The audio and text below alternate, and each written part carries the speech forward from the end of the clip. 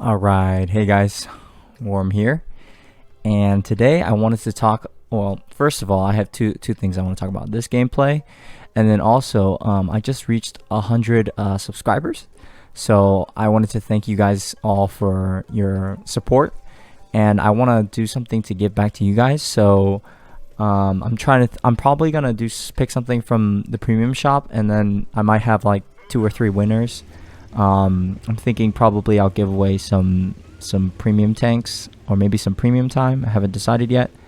But look for something in a video in the future about how you can win. I'm probably gonna make it pretty simple, like be subscribed and then make it have like a comment you make in the video. So look out for that. And I just want to say thanks. And so yeah, we're gonna view a game today about in the Lorraine, and I can't change this.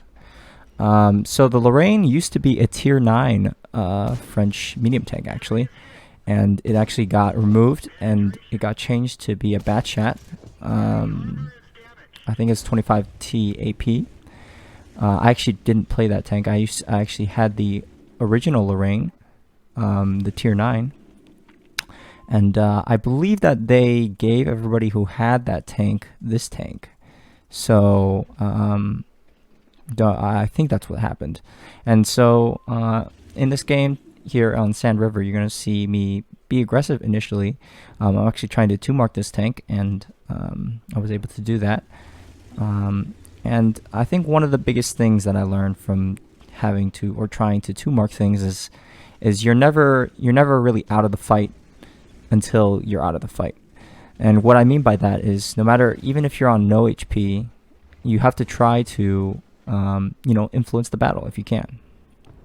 And initially here, got a really nice clip off into that ISU 152, and that was because we used our mobility and got into an early position. But now a lot of their heavies are starting to push closer up that I'm going to get proxy lit, so I decide to fall back. And you're going to see here, I make a decision to be aggressive, and I kind of make a mistake, and it's going to cost me a lot of my HP. But later on in the battle, since I guess this is more of my mentality when I'm marking things, I decide to just play it safe and make sure I'm still alive to influence the battle at the end of in the late game, right? So here, just trying to get some snipes off into this low, who's making a very big mistake of driving on top of that ridge there. And I think about trying to shoot that T-28, but I decide against it. I only have one left in the magazine. Probably should have not reloaded there, but I didn't know that the Kampfpanzer was gonna poke that ridge there, so just waiting for our reload. And that's another reason why I think the autoloader gameplay is so high skill cap, is because you don't have that fear, I guess, of not utilizing your DPM fully, and you're able to play at a more controlled pace, right, and make calculated decisions. Like here, I make the decision that I want to get rid of this T-28, so I eat a shot here from him. Luckily, he doesn't even have the fully upgraded gun here. And here, luckily, an ally was able to put another shot in and put him down. So now, if you count down, 7, 6, 5, I'm still lit, and I eat a huge shell from the ISU, which is unfortunate since he was like pretty much dead already. And then I eat another shot from the Kampfpanzer, and I'm down to 57 HP. Just like that. Just not waiting five extra seconds until I wasn't spotted cost me almost my entire life. And so we're gonna see what I do here. And here I'm kind of mad that I had kind of bad luck, but also because I kind of played stupid there. And I'm like, I should have just waited there. I don't know why I moved up, but you can't change that. Just spilled milk under the bridge, so get a really nice shot there on the Scorpion while he was running away, and get another kill here. Already up to 2 kills. And I know that from 2 marking, I needed to get about 3,000, a little bit over 3,000 combined damage in this game to get closer to the 2 mark. So I knew I just needed to get 1 more clip in. So I just needed to survive long enough so that I can get enough time to put in another clip, and then I would be pretty satisfied with this game. So just going back to this original position, the IS-3 is leaving, so I'm not afraid to get proxy lit. And here, both these tanks are outside of my view range. And now you can see that the accuracy is not the best when shooting at very long distances. So there we miss. We only hit 1 of our 3 shells. We go back on reload. And you can see our team is up by number of tanks, but we're actually down by HP slightly. About 200 HP, 300 HP almost. So just being patient here. I know there's a lot of time left, and a lot of our teammates here in the south are pushing up. So I'm just waiting for obviously my reload, and then hopefully for them to spot so that I can shoot these guys in the side. This Type 59's looking away. I see that the shot's slightly green, but I need the shots to actually land. So that shell goes way too high. Unfortunately, that one goes into the turret in the front. And here, the Type is doing a good job of looking at me. I know I'm not spotted, but I'm afraid he's going to blind fire me. And if he blind fires me, I'm going to die. And you can see there, he actually blind fires. Luckily, that didn't hit me. But there I was a bit paranoid of him hitting me and killing me blind. That would have been a very, very unfortunate thing to happen. So take another reload, and the Type 59 is running away like he should. There's way more enemies that are allies that are about to, jump on him. But he's making a good stand. He's spotting for all his snipers in the back. You can see there's a SU-130, Scorpion G, and a T-28 prototype, of which has not been spotted. So we can assume that he's probably somewhere in base. And unfortunately, at this distance is about like nearly 500 meters, maybe like 470 meters or so, 460 meters, which is definitely not the best way to waste your premium rounds there. 2 into the dirt. And I'm thinking about taking a reload possibly. I'm also thinking maybe the T-69 or Patriot might try to go flank, and then I see that the T-69 is still there, so I decide to take another reload. And after this game, actually, I decided to load an extra round of APCR premium ammo because, in this game I was running low on ammo, and for all I know, I could get into a tier 10 game, and I wouldn't have enough ammo to deal with all those heavy tanks. So now I'm here. I think if I had another clip of APCR, I probably would have taken some blind shots here into the T-28 prototype's location. But since I only have 6 rounds of APCR left, I decide against it. So I'm just waiting here for the battle to develop. That's the thing with when you're a one-shot. I was thinking of maybe pushing in, but because you're a one-shot, all they have to do is just decide they want to be aggressive on you, and you're dead. So shooting at the side of this defender here, get 3 out of 3 so far, and unfortunately the 4th doesn't go in. But that was a really nice magazine there. Unfortunately, they spot the Scorpion after I take a reload, so was not expecting him to be there. He probably was hiding behind one of these bushes here. And the IS-3 and the low are able to take him out.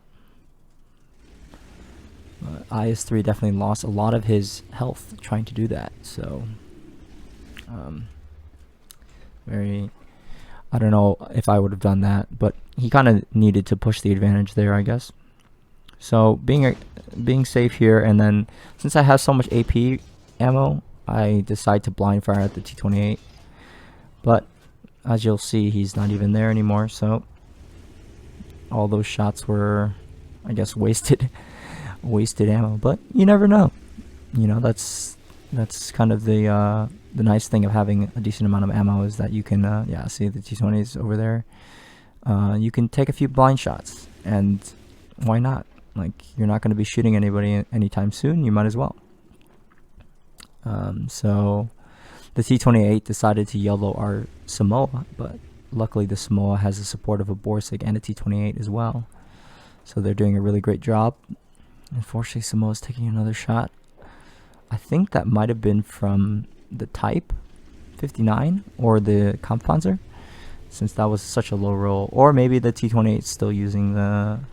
That doesn't really make sense for him to be using a 200 alpha gun. Or maybe he's using the gun from the T29/T32 that you get, the 320 alpha, and he just rolled super low, which may be possible.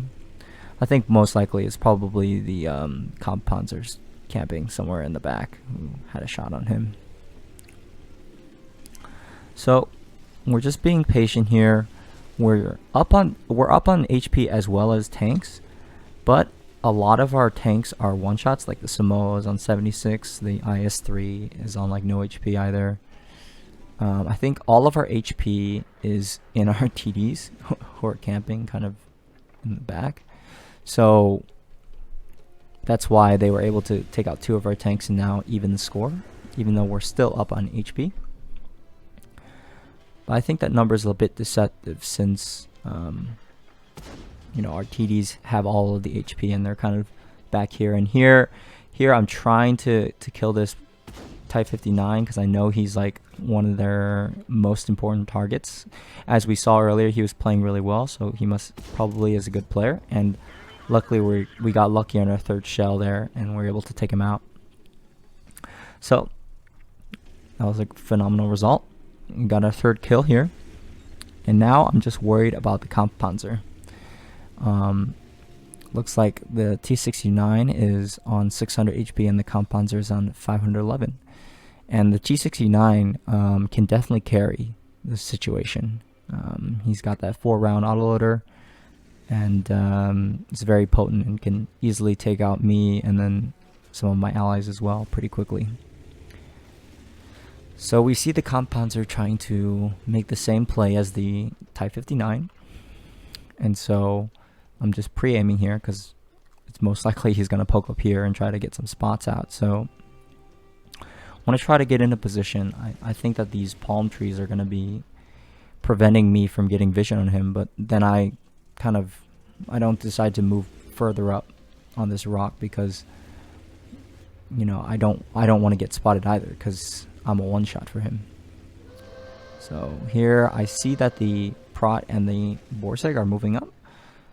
So I want to be able to get shots on if they spawn anyone. And I'm thinking the T69 is here, around this area. So I'm pre-aiming there. But I notice that they don't spot anyone, so I'm staying here. I want to be careful crossing over here, because if he's sitting somewhere here, he would be able to spot me in the side. So T28 gets on cap. Most likely he's not here.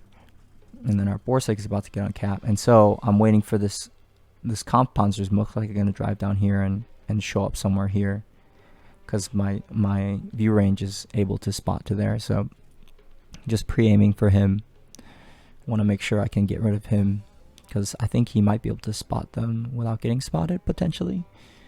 I'm not sure what the camo values on the new Kampfpanzer are. And then I actually spot the T69, so I wait until he's behind this bush to shoot him, and I don't get lit. So that's a really great result. And then the Kampfpanzer gets spotted, and our teammates finish him off. So a really great result there, and we were able to take out the win. So let's take a look at the post-game stats. Alright guys, we're here in the post-game, and this was Ace Tanker. Sorry, I think it was our first ace actually. Get a high caliber for doing 20%. This is 4,700 damage, and 4 kills and 1300 base experience. So we are thoroughly able to carry our team there. And I believe we had around 1800 damage when we pretty much lost all our HP. So really, we did about 2000 extra damage at the end by just staying safe and making sure that we were in the right position to get shots on tanks that most likely we weren't spotting until the very end, right? So really, in those endgame situations where you're on no HP, you got to make sure you're following the battle, make sure that you're absolutely safe and most likely not going to get spotted. So then, because if you get spotted, all they have to do is get lucky and shoot at you, right? But if you're not spotted, the likelihood of them blind firing you is very, very unlikely. So 33 shots fired, 19 shots hit, and 17 penetrations. So we did fire a lot of APCR this game, so I will admit that.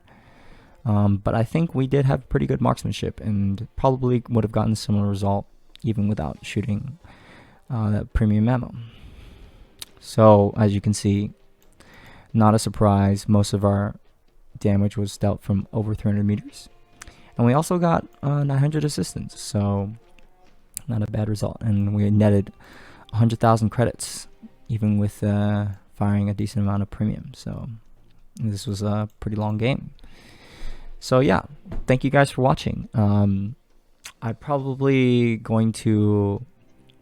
I'll figure out what I want to do for the giveaway. So please stay tuned and make sure you guys subscribe if you're not already, so you can participate in the giveaway.